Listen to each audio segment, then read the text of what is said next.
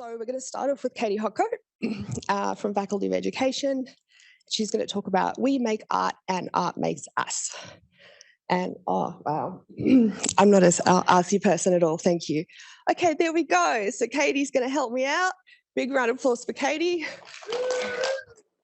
Okay, ready. All good. Hello, everyone. I'm glad we've all pulled up well after our beautiful dinner last night. My name's Katie. I completed my PhD last year. I graduated in December, but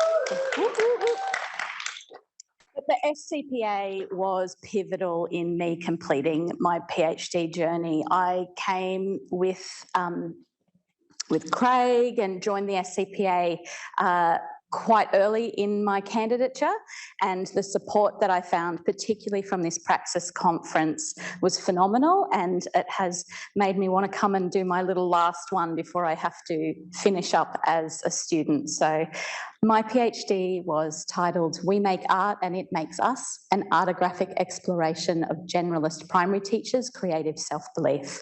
So I was a teacher of the arts, and I am fascinated with creativity and what gives us the confidence to be brave. And as primary teachers, we are expected to teach across all of the curriculum areas, but often the literature shows that teachers are sometimes lacking in confidence in the arts, and that lack of confidence does inhibit their enthusiasm to teach the arts for our students. And I really do believe that working in the arts, particularly visual arts, which is my passion, I think that it is a fundamental right of all children to be able to express themselves in different ways, and I want to figure out ways to increase the confidence of generalist primary teachers so that they not only teach, but they impart a love and passion for the arts. So that's what motivated me to complete my studies.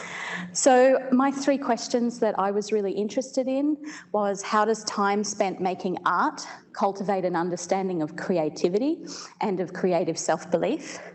Secondly, what are the particular pedagogies, which for the non-educators in the room, which is just the ways in which we teach. So what particular pedagogies enable creative self-belief? And what is the impact of teachers' own art making on their classroom practices? So with those little three questions under my belt, I went about to collect or to generate some data with a group of what I call co-inquirers. As an arts-based researcher, rather than participants and researching on participants, I generated data with my co-inquirers in a it was a really beautiful community of practice. So I had 12 generalist primary teachers who came to this the building over there, and we made art together over a 6-week period, and we made art every week. We gathered together. Originally, the plan was to meet for an hour and a half. The teachers enjoyed it so much that we were often there for up to 3 hours after a busy day of work, and then we met back again after a full term, so another 10 weeks. We met back again to make art because we missed it, but also to share on what had been happening in those teachers' classrooms. So I generated, we'll do this one first. My methodology that I used to approach my study was arts-based. The methodology is called artography, which has been around for about 30 years now, but it is a methodology that is focused on art making, and it originally was conceived with this idea of the artist, the teacher, and the researcher coming together and using those identities and what happens in between those identities to explore particular phenomenon. And so the other thing, these slashes that you see within the name itself are really important. They're sort of used as a symbol to talk about not only the individual identities, but the spaces that happen in between. And they're forward slashes because it is a movement of becoming in between the liminal spaces of our identities and the liminal spaces of our making art and writing coming together. So my thesis was not presented as text-based. It was a combination of art making, of which you should see in my slides, a series of booklets with visual journaling, videos. It was quite a multimedia project. So for me, the words are not the most important bit. I liked to privilege the visual alongside the written in my thesis in producing knowledge.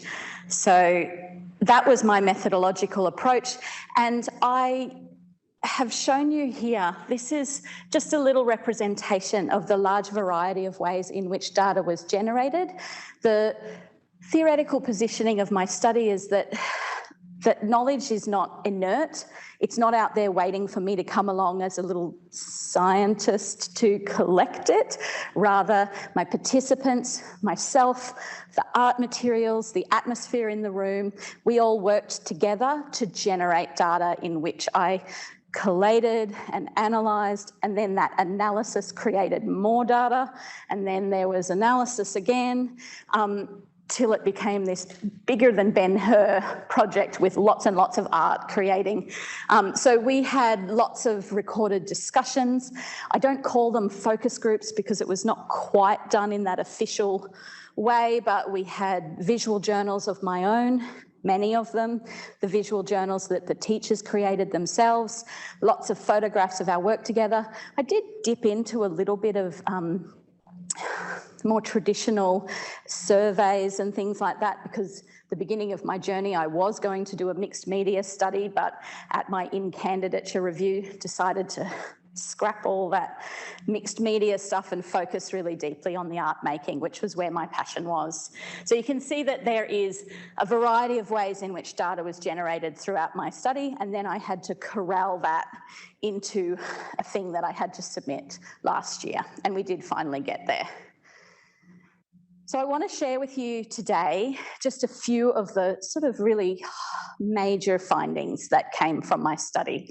So I embarked on this study to explore how teachers making art, how that influences their creative self-beliefs. So what they believe about their own creativity, how confident they are in their abilities to engage in creative work. What I found by the end was that my methodology, the way in which I approached my thesis, kind of felt like the answer to creating teachers' increase in their creative self-belief. So that deep metacognition of exploring your own identity as an artist, as a teacher, and as a researcher was what really empowered us within our workshops to increase our creative self-belief. Oh, spoiler alert, everyone's creative self-belief was really quite significantly increased through our time together in that supportive way. So you can see here, this is a little drawing of me trying to conceptualize how in artography we move and we come to understand in sort of three discrete and then interconnected ways. It's drawn from Aristotle. I'm not going to go into it, but the terms are theoria, poesis, and praxis.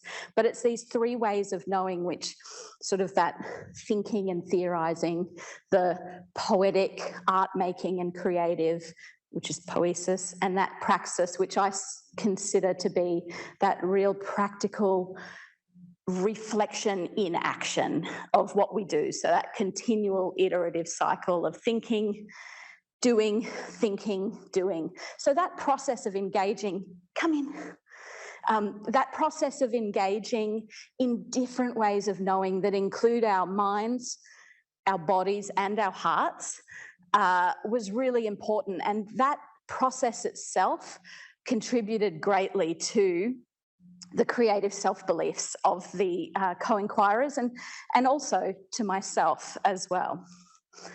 So another really strong finding about that pedagogical approach was that enabling as constraints were essential for creating what I called practical creativity, so that constant iterative process of reflection in action and that metacognition approach when we're making art. So enabling constraints, by that what I mean is Sometimes when we think about art making, we think we need to be free for all.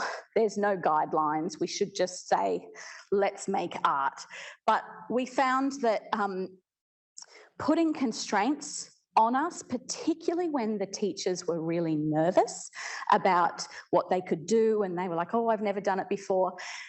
The photo here that you see is the aftermath of one of the initial constraints that I put on my co-inquirers, which thankfully, inspired by Lexi Lazic, my supervisor's work, we laid down canvas sheets and we painted with our feet. So there was a constraint on the way in which we worked together, and that constraint meant that the teachers were freer to have a go because they all had a particular way they needed to work, but then they pushed that creative boundary through that constraint. And it was a real equaliser as well, because none of us are particularly adept at painting with our feet. So it created a real equal playing field where no one was a fantastic artist. We were all just having a go. So there was numerous enabling constraints that I, as the teacher in that role, would place on the co-inquirers, and we continued to work together. And those enabling constraints, I think, are really important for working in the arts, not just for the teachers, but for them to provide for their students as well. So another particular finding that was really important was in the Australian curriculum, we talk about critical and creative thinking skills. And through my explorations, what became really evident was that creativity is not constrained to just our brains and our thinking, but that it comes from doing. So we need to act first. And once the action starts, that's when that process of creativity can start to really unravel.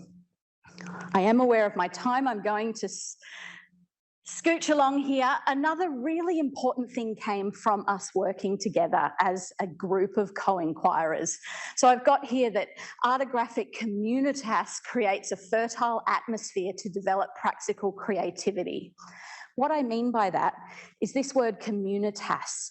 Really, it's a Latin root word that means the spirit of community. So it's that energy that it's quite difficult to explain, but when you are with a group of people and you are connecting, there's like a fizziness in the atmosphere, a beautiful feeling of connection as people gather together when something special is happening. And we really found that as we made art together. The teachers worked all day long, but they were desperate to come together to experience that community. And I found that it was working together that really created the atmosphere for creativity to thrive. And so that brings me quite to the end. Where does this land? What has all of my work contributed to? When we met back 10 weeks later, the stories that I heard from the teachers was phenomenal. The different work that they had done in the classroom, the confidence that they felt with their students. This is a photo of one of the teachers that had gone back, used the skills that we'd learnt in our workshops together, and they had created a bunch of really beautiful prints that they had actually displayed at a local community fair. They were making more art than ever. They were squeezing it into the little parts of literacy and different things in their classrooms. And the different learnings that I gathered from my thesis, I'm applying in my everyday life. Right now, as a lecturer here in the faculty, I see over 600 initial teacher education students a year, and I hope to really impart to them that as we make art, we can grow in that practical creativity, and then that can be passed on to each and every one of their students moving forward in the future, and hopefully the world will be a better, more creative place for all of the children that are being taught by these teachers in the classroom. So that brings me to the end, and any questions?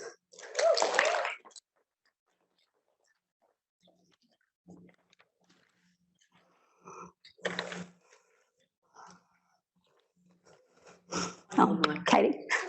What do you use to make those drawings? I'm assuming you did that yourself. Yeah. Which the graphics, they were in my journal, so my, I don't know, pens, watercolors, and then digitally converted and sort of, I don't know, I'm not real professional when it comes to digital stuff, but you know, Canva.